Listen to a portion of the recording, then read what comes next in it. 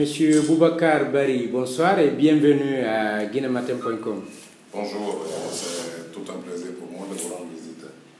Il y a des problèmes au sein de la coordination de l'opposition extra-parlementaire que vous dirigez.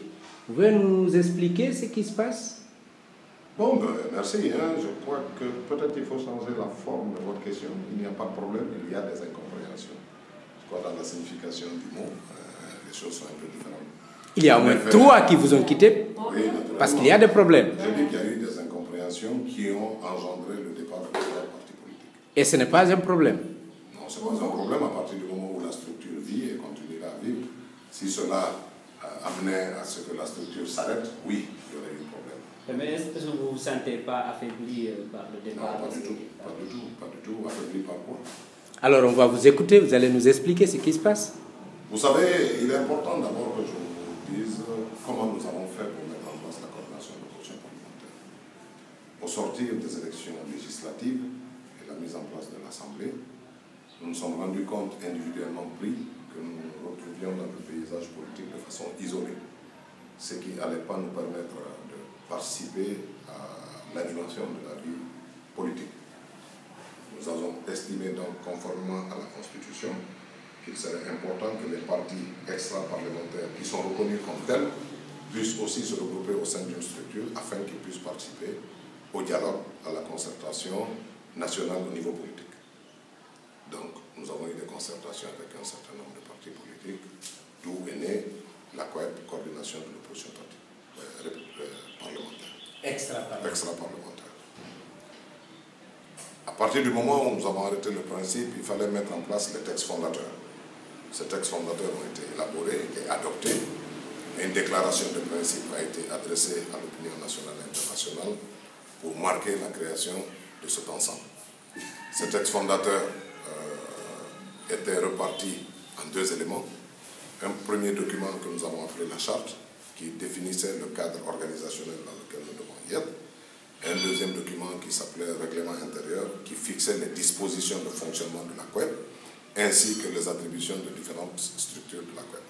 Sur ce, nous avons commencé notre activité tout à fait normalement. À l'origine, nous avions 14 partis politiques, mais à la signature de la charte, il y a eu 8 partis politiques, parce que certains partis politiques se sont excusés au moment de la signature, parce qu'il y avait un leader qui était absent et d'autres qui étaient malades.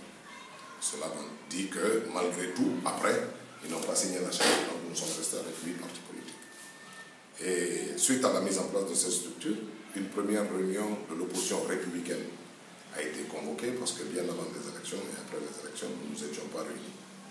Et au terme de cette réunion, nous avons essayé de tirer un peu les leçons de tout ce qui s'est passé jusqu'aux élections législatives. Nous avons dit qu'il serait important de mettre en place un cadre de travail formel où chacun se retrouve pour que nous ne puissions pas nous retrouver dans les mêmes situations pour certains partis politiques au moment des élections législatives.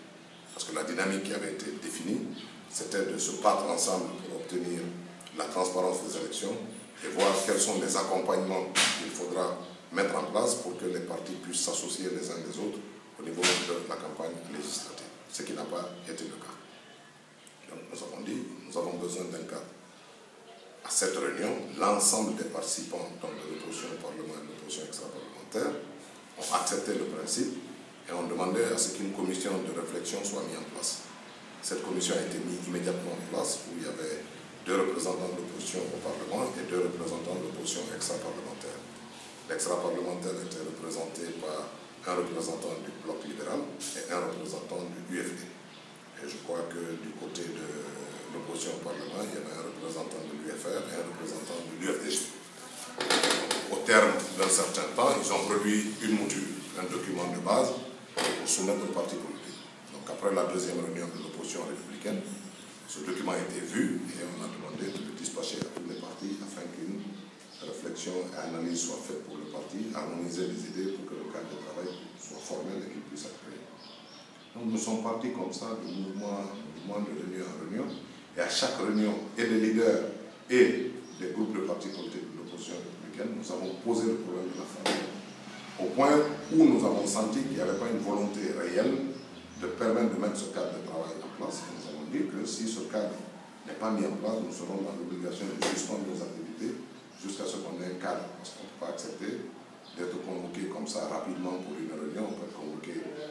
sentiez une certaine dictature des grands partis? Non, ce n'est pas une dictature. Vous savez, une organisation demande la méthodologie. J'ai dit qu'on devait tirer les leçons du passé. Mais c'était des grands partis par rapport à des petits partis aussi. Vous savez, grand parti ou petit parti, c'est relatif. Grand par rapport au nombre. Par rapport à l'électorat qu'ils ont. C'est ce que je veux dire, par rapport au nombre et aux militants, mais des partis complètement identiques par rapport à la structuration et à l'organisation. Parce que nous avons quand même tous des agréments. Donc de ce point de vue, nous sommes égaux en droit et en devoir. Mais il reste bien entendu que nous n'avons pas la même notoriété sur le terrain, nous n'avons pas la même durée d'activité sur le terrain. Il y a des partis qui ont capitalisé quand même 20 ans d'existence. Donc c'est différent que les partis qui se sont créés depuis un an, compte tenu aussi du contexte social dans lequel nous sommes, que vous connaissez, qui est le contexte communautariste accentué. Et finalement, vous avez décidé de quitter... Donc, finalement, nous avons décidé de quitter, de suspendre. Nous n'avons pas quitté. Nous avons dit nous suspendons notre participation aux activités de l'opposition républicaine jusqu'à ce que ce cadre soit mis en place. Mais auparavant, on avait déjà écrit.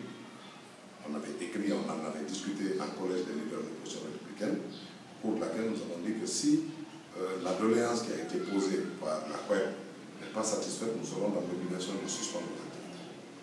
Au bout de deux réunions, nous n'avons pas eu de réponse, donc nous avons suspendu nos activités. Il se trouve que, puisque nous sommes organisés, nous avons une structure de l'opposition extra-parlementaire. Le vœu a été émis par le président de la République de nous recevoir. Et à ce moment, le problème a été posé puisque j'ai été le contact, et je pense que j'ai été le contact parce que je suis le coordinateur de la structure. Quand j'ai eu le contact et l'invitation du président, j'ai informé le collège des leaders lors d'une assemblée plénière. C'est-à-dire que le président souhaiterait nous rencontrer. Donc, nous avons discuté en long et en large. Mais avant, ça s'est passé comment? Vous avez appelé un conseiller d'Alpha pour dire, écoutez, non, négocier... Je vous ai dit que l'invitation est venue de la présidence, donc je ne peux pas appeler. Et comment? C'est Alpha qui vous a appelé? C'est un tiers? Alpha ne m'a pas appelé. C'est un tiers? C'est un tiers qui est proche du président, que je connais, qui est un ami. Qui est votre ami? Qui est un ami. Auquel vous avez demandé de faciliter une rencontre? Pas du tout, pas du tout. Je crois qu'il faut qu'on mette la méthode pour que vous écoutiez. Le président a demandé à rencontrer le COEP. Donc j'ai été informé que le président souhaiterait rencontrer la COEP. J'ai informé le collège des leaders lors d'une assemblée plénière.